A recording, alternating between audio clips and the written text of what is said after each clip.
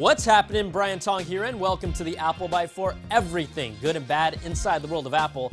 Let's get to the show, and for those of you that have been begging for iPhone 6 news, well, we have a whole bunch, starting with a report from Reuters that displays for the next-gen iPhone could go into production as soon as May, with Japan Display, LG, and Sharp all tapped to make the screens. They report the rumored 4.7 inch is likely to be produced first, while the 5.5 inch version could be delayed several months due to manufacturing difficulties. Now, both screens are expected to use the thinner in-cell display technology, and it makes no mention of a sapphire-based display.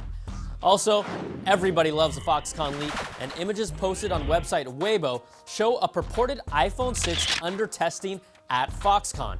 Fake or not, the images and schematics here appear to show a slightly protruding camera component with a thinner iPhone body. And the Big A is also in talks with chipmaker Renesas Electronics to acquire them for their smartphone display chips. Renesas SP Drivers, the division they're trying to acquire, is the leading producer of drivers and controllers for small LCDs, and their tech is already used in the iPhone's current LCD screens to improve both its sharpness and battery life. Probably a good thing after Samsung's Galaxy S5 was just rated by DisplayMate for having the best smartphone display ever tested. Now, it still remains a mystery how Apple is planning to use its Sapphire manufacturing plant in Arizona. Will it be for the iPhone, or the iWatch, or for both? Well, Apple Insider reports that the United States Patent and Trademark Office recently published an Apple patent for oleophobic coating on sapphire. Now, that's the oil-repelling coating Apple has touted in the past and first introduced with the iPhone 3GS, which did not stand for 3 grossy smudges. Now, it's a multi-layer process with a base sapphire layer, a transition layer that bonds the surface layer to the base, and finally, the oleophobic coating on the top. But with iPhone displays rumored to be in production by other manufacturers in May, the sapphire plant could be just for the iWatch, you know? It's just an idea.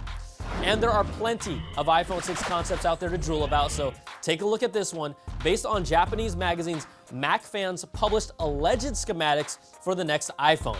Now, iPhone rumor mill artist Martin Hajek took the schematics one step further and created his own 3D iPhone Air renderings.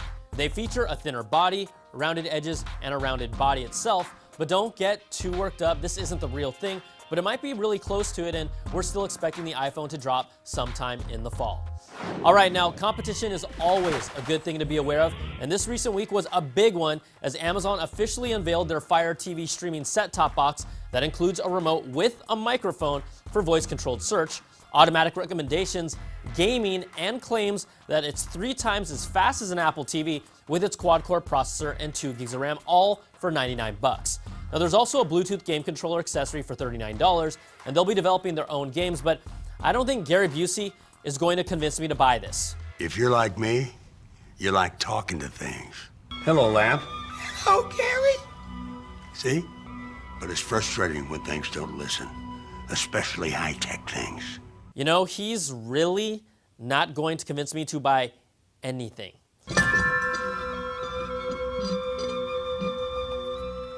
Now, it's a product that I like. It does different things, and it stands out from the pack if you don't already own a streaming box, so we'll see what kind of response Apple has.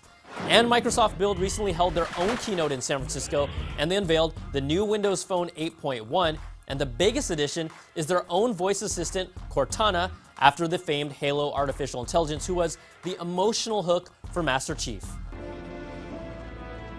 Welcome home, John. Heart. Now, Cortana will not look like this on your phone. That's too bad.